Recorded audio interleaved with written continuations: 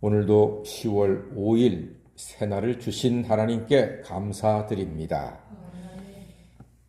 구약성경 창세기 1장 1절에 태초에 하나님이 천지를 창조하시니라 기록하고 있습니다. 여러분, 하나님은 세상을 무엇으로 창조하셨습니까? 말씀으로 창조하셨습니다. 빛도, 땅도, 바다도, 식물도, 동물도, 모든 것은 무엇으로 만들어졌습니까? 말씀으로 만들어졌습니다. 그렇다면 이 세상은 무엇으로 온전케 될 수 있을까요? 말씀으로 온전케 될 수 있습니다. 이 세상이 점점 변질되고 타락하고 무너지는 것은 무엇을 떠나기 때문입니까? 말씀을 떠나기 때문입니다. 그러므로 우리는 무엇을 잘 들어야 할까요? 말씀을 잘 들어야 합니다. 그래서 오늘 1절 말씀해 보니까 이스라엘 자손들아 여호와의 말씀을 들으라. 여호와의 말씀을 들으라. 사람들이 죄를 짓는 것은 어디에서 떠나기 때문입니까? 말씀에서 떠나고 말씀으로부터 멀어질수록 죄가 더 커지고 중하게 됩니다. 그래서 말씀이 무너지는 곳에는 평안과 감사와 기쁨이 온전할 수가 없습니다. 2절 말씀에도 보니까 오직 저주와 속임과 살인과 도둑질과 간음뿐이요 포악하여 피가 피를 뒤이음이라 이렇게 기록되어 있습니다. 말씀을 떠났기 때문입니다.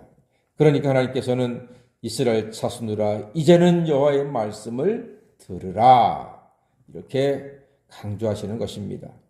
말씀을 떠나 죄가 더해지면 3절도 보게 되는 겁니다. 3절 한번 다 같이 읽어볼까요? 3절입니다. 시작. 그러므로 이 땅이 슬퍼하며 거기 사는 자와 들짐승과 공중에 나는 새가 다 쇠잔할 것이요 바다의 고기도 없어지리라. 아이고 가슴 아픈 이야기네요. 땅이 슬퍼하고 사는 자, 들짐승, 새, 물고기도 없어진다는 겁니다. 말씀이 없어지면 이런 재앙이, 이런 아픔이, 이런 비극이 이 세상에 나타난다는 말씀입니다. 그러므로 여러분, 말씀이 있어야 세상도 있습니다. 말씀이 없으면 세상도 없습니다. 말씀이 있는 인생이 되어야지만 소망도 있는 줄 믿습니다. 말씀이 있어야 합니다. 사람들이 망하는 이유가 무엇일까요? 6절 말씀 보니까 내 백성이 지식이 없으므로 망하는도다 이렇게 말씀합니다.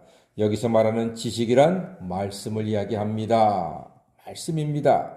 말씀을 버려서 망한다는 말입니다. 옛말에 조강지처 버리고 잘 때는 놈 없다 이런 말이 있습니다. 조강지처가 뭡니까? 조를 먹고 어렵게 살던 그 옛날부터 힘들게 살고 어렵게 살고 살림을 함께 일구어온 그 고생한 아내를 버리고 이제는 돈 좀 생겼다고 다른 여자 기웃거리는 놈들 치고 잘 때는 놈 없다. 그게 조강지쳐 버리고 잘 때는 놈 없다 하는 말이거든요.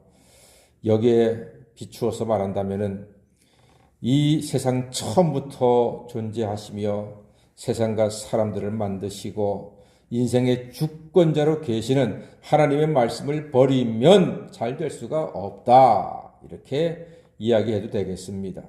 우리가 말씀을 버리면 안 되는 이유는 네가 지식을 버렸으니 나도 너를 버린다. 이렇게 말씀합니다. 6절이 아닙니까? 6절 말씀 다 같이 다시 한번 읽어볼까요? 6절입니다. 시작. 내 백성이 지식이 없으므로 망하는도다. 내가 지식을 버렸으니 나도 너를 버려 내 제사장이 되지 못하게 할 것이요 내가 내 하나님의 율법을 잊었으니 나도 내 자녀들을 잊어버리리라. 아멘. 예, 무서운 말씀이죠. 두려운 말씀입니다. 우리가 하나님 말씀을 버리면 안 돼요. 하나님이 말씀하셨습니다. 네가 지식을 버렸으니 말씀을 버렸으니 나도 너를 버리겠다 말씀하셨습니다. 우리가 세상 것 다 버려도 말씀만은 버리지 말아야 합니다. 끝까지 말씀만을 지키고 말씀을 소유하시고 말씀에 붙잡힌 바 되는 하나님의 자녀가 되시기를 바랍니다. 그럼 하나님께서 우리를 소유하시고 끝까지 지켜주실 것입니다. 만약에 지갑을 잃어버리면 그거 다시 사고 다시 돈을 채워 넣으면 됩니다. 카드 분실 신고하고 재발급 받으면 됩니다. 좀 귀찮지만 속상하지만 괜찮습니다. 그러나 말씀을 버리면 말씀으로 주시는 하나님의 은혜와 복을 어디에서 다시 재발급할 수가 있겠습니까? 어디서 다시 채울 수가 있겠습니까? 말씀을 버리시면 안 돼요. 말씀이 없으면 인생도 없습니다. 말씀이 없으면 행복도 없습니다. 말씀이 없으면 소망도 없습니다. 말씀이 있는 사람이 소망이 있습니다.